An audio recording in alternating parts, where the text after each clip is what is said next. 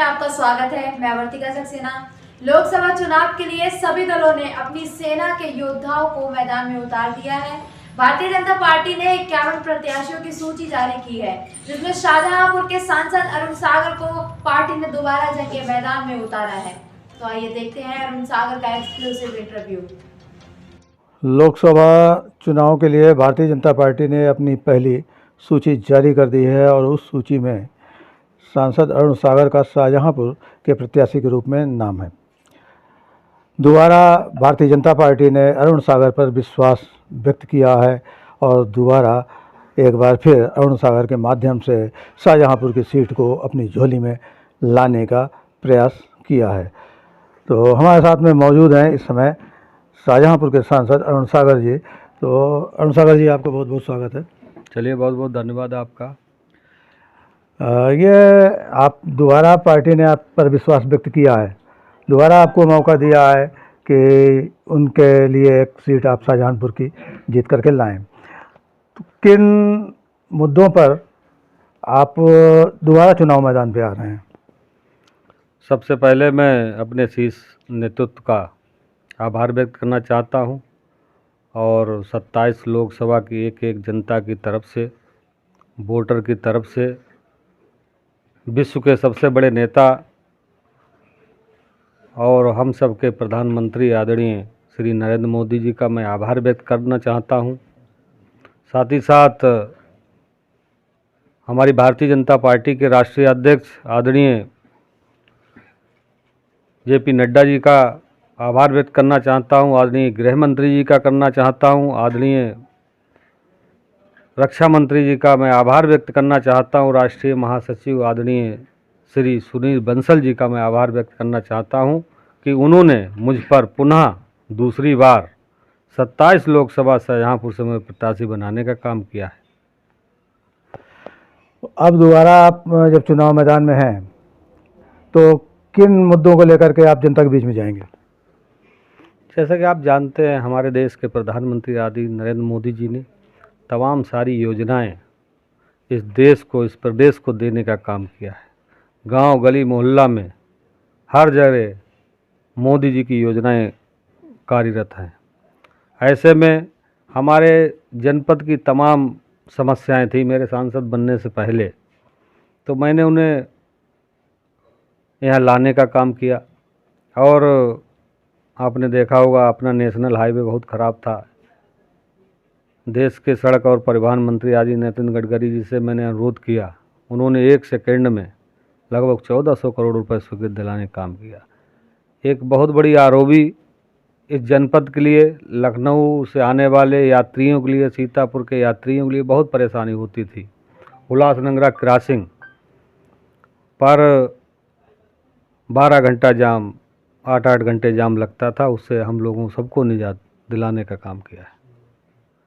और अभी railway station Shahjahanpur को जो सुविधा आप लोगों को दिल्ली की रेलवे स्टेशन मिलती है, लखनऊ रेलवे स्टेशन मिलती है, वो आने वाले समय में युद्ध स्तर पर शाहजहांपुर में जो है कार्य प्रारंभ हो गया है। लगभग 20 करोड़ की लागत से एक बहुत बड़ी आरओबी, 4 एक्सीलेटर और संचालित सीढ़ियों के साथ साथ लिफ्ट की व्यवस्था यहाँ पर होने जा रही है। और नेशनल हाईवे कई निकले हैं, एक शाहजहांपुर से पुवाया होते हुए मैलानी बॉर्डर तक, आसाम रोड तक जाएगा, एक फरुखाबाद से, अल्लाहगंज से होते हुए जलालाबाद, मन्नापुर, कटरा, खुदागंज, रड़ाते तक, ये भी नेशनल हाईवे मंजूर कराने का काम किया है। 101 करोड़ की लागत से जो गरीब लोग हैं, असहाय लोग हैं, इनके लिए भारत सरकार ने 101 करोड़ की लागत से हॉस्पिटल देने का काम किया। पुवाया रोड पर त्रिलोकीनाथ मंदिर है, उनके बगल में 5 एकड़ ज़मीन मुहैया हुई है, वहाँ पर हॉस्पिटल की बाउंड्री वाल हो गई, आप लोग जानते हैं। ऐसे तमाम कार्य प्रधानमंत्री सड़क रोजगार योजना के अंतर्गत लगभग 400 करोड़, 350 करोड़ से अधिक मैंने कार्य कराए। और एक सबसे बड़ी जनपद शाहजहांपुर के लिए उपलब्धि जो है, यहाँ ऑर्डिनेंस फैक्ट्री आप लोग जानते हैं, 2,500 से 3,000 अधिकारियों और कर्मचारियों की परिवार संकट में था, रोजी रोटी की दिक्कत थी, फैक्ट्री बंद होने कगार थी, कोई काम नहीं था। और मैं आभार व्यक्त करना चाहता हूँ देश के रक्षा मंत्री आदरणीय श्री राजनाथ सिंह जी को, जिन्होंने मेरे अनुरोध पर 4000 करोड़ रुपए देने का काम किया। आज फैक्ट्री जो कारीगर थे उन्हें काम मिल रहा है, रोजी रोटी मिल रही, ये हमारी मोदी सरकार की देन है।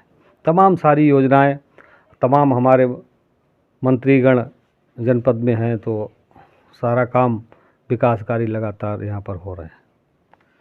आपने काम तो बहुत सारे गिनाए, बताया कि बहुत सारे कि ये काम हुए हैं, लेकिन विरोधियों का आरोप ये है कि आप जनता से कटे रहे और काम कुछ नहीं किया, लेकिन आपने काम की बहुत बड़ी लिस्ट बताई। इस पे आप क्या कहना चाहते हैं?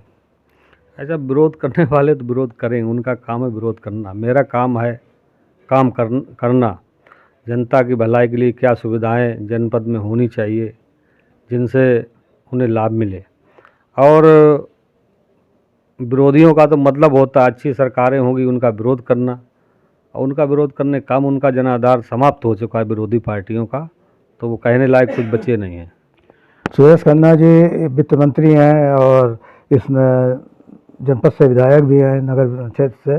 तो उन्होंने अपने इंटरव्यू में, जब उस समय चुनाव हुआ था विधानसभा का, उन्होंने कहा था कि विकास हम कर चुके हैं और अब यहाँ पे रोज़गार के लिए हम प्रयास करेंगे जिससे कि रोज़गार परक व्यवस्थाएं हो सकें।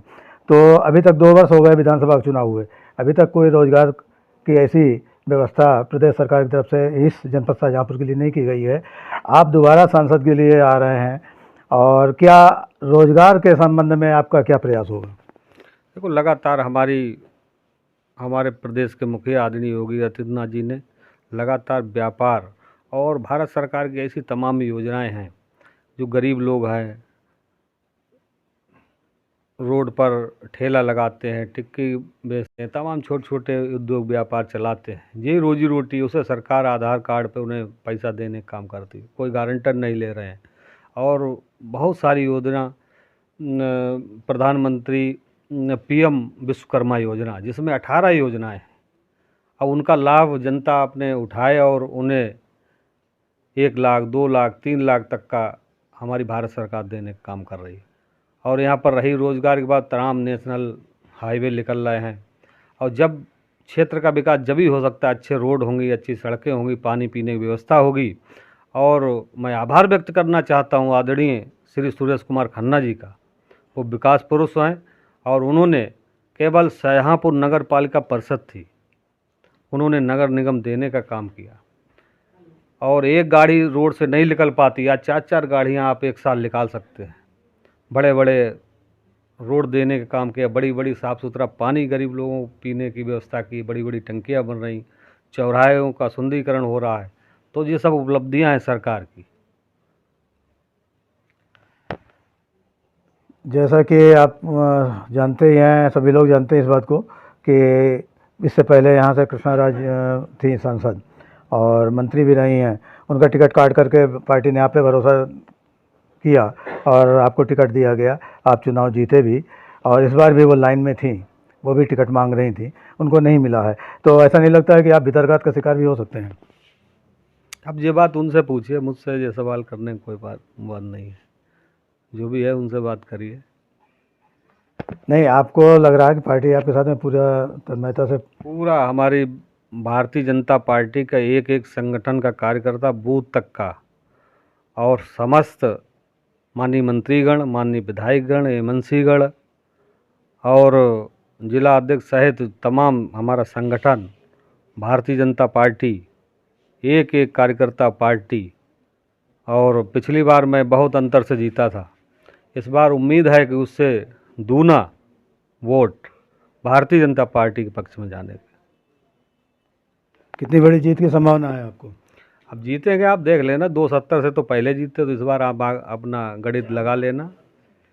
तो ये बताइए कि आप, राम का भी इस समय चल रहा है, भगवान राम के नाम पर भी भारतीय जनता पार्टी एक अपना आधार स्थापित किए हुए है, तो राम के नाम पर आप चुनाव मैदान पे आए हैं या काम के नाम पर?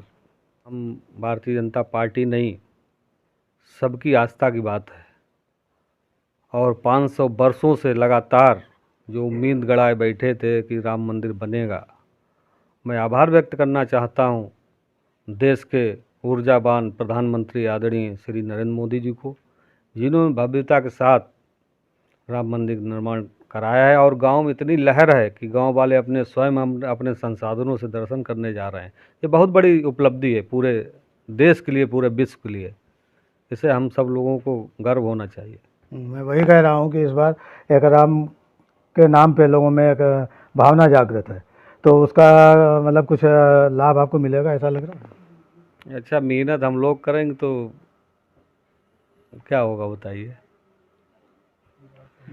तो आपका कहना यह है अरुण सागर जी का कि जब मेहनत हमने की है तो काम के साथ में राम के नाम से भी लोग हमारे, चूँकि जनभावना जो है राम के प्रति है, और जब राम के प्रति है तो हम लोगों ने उनको स्थापित करने के लिए जो संघर्ष किया, प्रयास किया है, तो उसका लाभ भी हमें मिलेगा।